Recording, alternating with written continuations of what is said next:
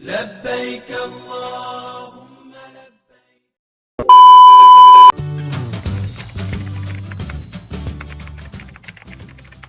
Hai, perkenalkan nama saya Kindi Naura dari kelas 10 MIPA 2. Di sini saya akan menerangkan tentang materi haji dan umroh. Simak videonya ya. Oke, kita masuk materi yang pertama. Kita akan bahas haji. Nah, haji pasti udah gak asing lagi dong di telinga kita, ya kan? Nah, apa sih haji? Menurut bahasa, haji itu berasal dari kata haja yang artinya menyengaja ke tempat yang diagungkan. Kalau menurut istilah, haji adalah menyengaja ke Baitullah untuk melakukan ibadah, misalnya seperti wukuf, tawaf, sa'i, dan ibadah lainnya yang dimaksudkan untuk menjalankan perintah Allah dengan mengharapkan ridhonya. Dan haji ini dilaksanakan di waktu tertentu aja, yaitu tanggal 8 Zulhijjah sampai 13 Zulhijjah. Jadi di luar waktu ini haji tidak boleh dilakukan. Tuh, oke, next materi yang kedua tentang hukum haji. Apa sih? Gimana sih hukum haji? Nah, kalau kita lihat di Al-Quran surah Ali Imran ayat 97, Bismillahirrahmanirrahim. Walillahi 'alan nasi hijjul baiti man istata'a ilaihi sabila wa man kafara fa innallaha ghaniyyun 'anil 'alamin. Yang artinya mengerjakan haji adalah kewajiban setiap manusia kepada Allah, yaitu bagi orang yang sanggup melakukan perjalanan ke Baitullah. Nah, artinya haji itu wajib atau fardu ain bagi orang-orang yang sanggup, yaitu orang-orang yang sudah memenuhi syarat-syarat wajib haji. Tuh. Yang pertama udah pasti dong, harus beragama Islam. Lalu yang kedua berakal sehat. Jadi orang gila tidak diwajibkan untuk mengerjakan haji. Lalu cukup umur atau balik. Terus merdeka, hamba sahaya dan budak tidak diwajibkan. Lalu terakhir mampu. Nah, mampu ini dari segi jasmaninya, rohani, terus mentalnya, dan mampu dalam materinya atau harta bendanya ya, berkaitan dengan harta bendanya.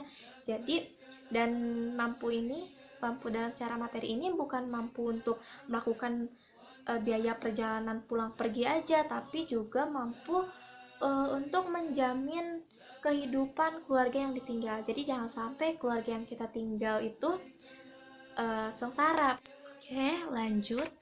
Kita masuk ke materi yang keempat, yaitu rukun haji. Nah, rukun haji adalah amalan yang harus kita kerjakan dalam kegiatan haji. Gitu. Jadi kalau misalnya kita melewati atau tidak mengerjakan salah satunya, maka haji kita tidak sah dan harus mengulanginya lagi di tahun depan dan gak bisa dibayar sama dam atau denda. Nah, berikut saya akan jelaskan tentang rukun haji. Yang pertama, ada ihram. Ihram ini adalah niat melakukan atau mengerjakan haji dari mikotnya. Nah, mikot itu ada mikot tempat sama mikot waktu. Kalau mikot waktu artinya adalah waktu seseorang untuk melakukan atau memulai niat melakukan haji. Kalau mikot tempat yaitu tempat seseorang di mana sudah mulai berniat untuk berhaji atau melakukan kegiatan haji ya. Nah, terus kalau jamaah dari Indonesia itu mikot tempatnya Yalamlam. Nah, ini sekitar 54 km dari ke arah selatan Mekah. Yang kedua ada wukuf. Wukuf ini di Padang Arafah dilakukan sejak tergelincirnya matahari 9 Zulhijjah ya sampai terbitnya fajar di 10 Zulhijjah. Terus tawaf. Nah, tawaf dalam rukun haji disebut dengan tawaf ifadah. Tawaf ifadah ini dilakukan sebanyak 7 kali, yaitu mengelilingi Ka'bah sebanyak 7 kali, dan Ka'bahnya itu harus selalu berada di posisi kiri kita, di sebelah kiri kita. Nah, dimulai dari Hajar Aswad dan kembali lagi ke Hajar Aswad. Yang keempat itu sa'i. Sa'i ini adalah lari-lari kecil dari Bukit Safa ke Bukit Marwah. Nah, dilakukannya itu harus setelah tawaf ifadah. Terus dilakukan dari Bukit Safa ke Marwah dan sebanyak 7 kali dengan perhitungan dari Safa ke Marwah itu 1, dan ketika kita melakukan lagi dari Marwah ke Safa itu dihitung jadinya udah 2. Terus yang ke 5 itu tahallul. Nah, tahallul ini adalah mencukur rambut sekurang-kurangnya atau minimalnya itu 3 helai. Dan terakhir tertib, artinya mendahulukan yang dahulu. Jadi kita harus berurutan melakukannya, nggak boleh semau kita. Misalnya sa'i dulu baru ihram gitu, nggak bisa seperti itu. Next, materi yang kelima ada wajib haji. Nah, wajib haji ini adalah amalan yang kita lakukan atau kerjaan yang kita lakukan dalam kegiatan haji, yang dimana kalau misalnya kita melewatinya atau tidak mengerjakannya, itu tidak berkaitan dengan sah atau tidaknya haji kita. Jadi haji kita bisa tetap sah dengan syarat kita bayar dam atau denda. Tuh, apa aja nih wajib haji? Yang pertama, sama ya, ihram dari mikotnya, lalu bermalam di Musdalifah, bermalam di Mina, melontar jumrah Aqabah, melontar jumrah ula, wusta, Aqabah, terus lakukan menjauhi larangan ihram atau muharramat ihram. Terus terakhir tawaf wada. Jadi ada 7. Muharramat haji ini adalah larangan yang harus kita hindarin ketika kita melakukan kegiatan haji. Misalnya yang pertama itu suami istri bersenggama atau yang mendahulunya seperti mencium dan ya yang seperti itu. Lalu kalau buat cowok nih, cowok nggak boleh pakai pakaian yang berjahit.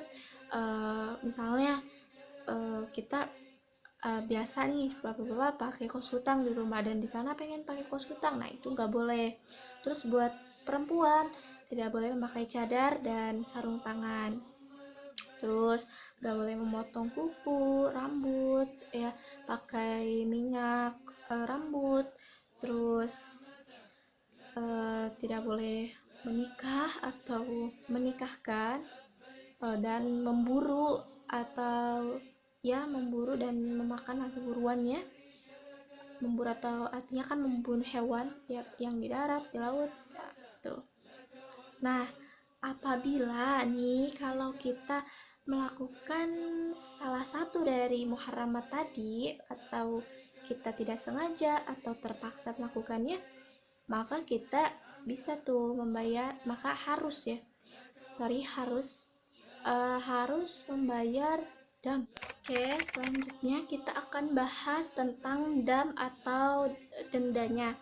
Nah, dam atau denda ini dibayar sesuai dengan larangan apa yang kita lakukan. Tuh, misalnya kalau larangan yang kita lakukan adalah senggama pada ihram, dalam keadaan ihram sebelum tahallul pertama, maka kita harus membayar kifarat, yaitu menyembelih 1 ekor unta, kalau nggak mampu 1 ekor lembu, kalau masih nggak mampu 7 ekor kambing, dan kalau masih tetap nggak mampu, kita harus memberi makan fakir miskin sesuai atau senilai dengan 1 ekor unta.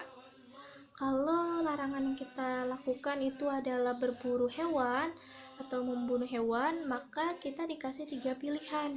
Yang pertama, kita menyembelih binatang yang sebanding dengan binatang yang kita bunuh. Lalu yang kedua, memberi makan fakir miskin sesuai dengan atau senilai dengan hewan yang kita bunuh. Lalu pilihan yang ketiga adalah kita berpuasa sesuai dengan nilai dari binatang yang kita bunuh dengan 1 mud, itu sama dengan 1 hari berpuasa. 1 mud itu sekitar 0,8 kilo. Tuh. Lalu kalau misalnya kita melakukan larangan seperti memotong kuku, mencukur rambut, memakai harum-haruman, memakai pakaian yang berjahit untuk laki-laki, memakai cadar untuk wanita, yaitu maka dendanya denda yang memilih juga sama, yaitu satu pilihannya adalah menyembelih 1 ekor kambing atau berpuasa 3 hari, atau juga kita memberi makan fakir miskin sebanyak 9,3 liter, itu sekitar 3 gantang. Selanjutnya, kalau misalnya kita melakukan larangan melaksanakan haji secara tamatu dan qiran, maka denda yang harus kita keluarkan adalah menyembelih 1 ekor kambing. Dan kalau misalnya kita nggak mampu, kita diharuskan untuk berpuasa selama 10 hari, 3 harinya di Mekah dan sisanya 7 harinya itu di tanah air kita. Nah, untuk dam, kalau kita meninggalkan salah satu wajib haji sama dengan dam ketika kita melakukan haji secara tamatu dan qiran. Sunnah haji ini adalah amalan yang bisa kita lakukan untuk menambah pahala kegiatan haji kita. Apa aja? Yang pertama, membaca talbiyah. Nah, talbiyah itu seperti ini. لبيك اللهم لبيك لبيك لا شريك لك لبيك إن الحمد والنعمة لك والملك لا شريك لك. Talbiyah ini disunahkan dibacanya itu ketika naik turun kendaraan, berpapasan dengan rombongan lain, pada dini hari dan sehabis sholat. Terus tawaf kudum. Nah, melakukan tawaf kudum. Melakukan tawaf kudum ini adalah tawaf yang dilakukan ketika kita pertama kali sampai di Mekah. Lalu sunnah yang selanjutnya itu adalah membaca sholawat dan doa setelah kita membaca bacaan talbiyah tadi. Materi selanjutnya adalah tata cara melakukan ibadah haji. Yang pertama yang harus kita lakukan itu adalah ihram, disertai dengan niat, dan di ihram ini kita memakai pakaian ihram. Lalu selanjutnya itu wukuf di Padang Arafah, mabit di Musdalifah, melontar jumrah akobah sebanyak 7 kali. Terus kita tawaf ifadah dengan syarat menutup aurat, bersih dari hadas besar dan kecil. Ka'bahnya selalu berada di sebelah kiri kita dan dilakukan di Masjidil Haram. Lalu sa'i, lari-lari kecil dari Bukit Safa ke Bukit Marwah, dan terakhir tahallul, mencukur rambut minimal 3 helai. Macam-macam haji. Pertama ada haji ifrad, adalah mengerjakan haji dan umroh dengan mendahulukan mengerjakan haji, dan haji dan umrohnya dilakukan secara terpisah. Lalu yang kedua haji tamatu. Tamatu ini cara mengerjakan haji dan umroh dengan mendahulukan umroh daripada haji, dan umrohnya dilakukan pada saat musim haji. Lalu yang terakhir haji qiran adalah haji cara mengerjakan haji dan umroh yang dilakukan secara bersamaan atau sekaligus. Setelah kita bahas tentang haji, selanjutnya kita akan bahas tentang umroh. Nah, pengertian umroh secara bahasa artinya ziarah. Nah, kalau secara syar'inya adalah ziarah ke Ka'bah untuk melakukan tawaf, sa'i, tahallul. Nah, hukumnya sendiri itu sama dengan hukum haji, yaitu wajib. Nah, surah dalam Al-Quran yang berkaitan tentang umroh, salah satunya adalah surah Al-Baqarah ayat 196, wa atimmul hajja wal umrata lillah, yang artinya dan sempurnakanlah ibadah haji dan umroh karena Allah Ta'ala. Dan kalau syarat umroh itu sama dengan syarat haji. Nah, bedanya ada di rukunnya.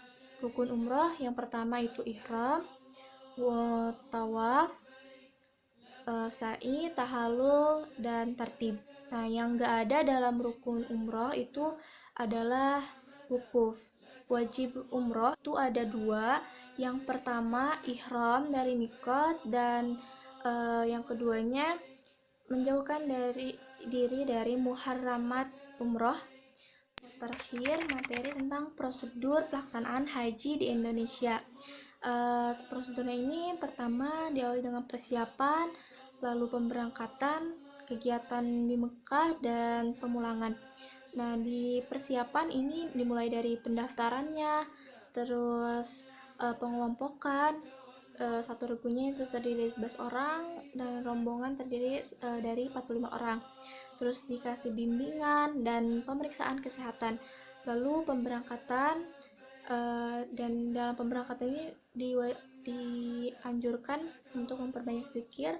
Lalu kegiatan di Mekah itu diatur oleh pemerintah Indonesia, dan pemulangan jamaahnya pun diatur oleh pemerintah Indonesia juga. Nah, setelah kita mempelajarinya, kita bisa mengambil hikmahnya nih teman-teman.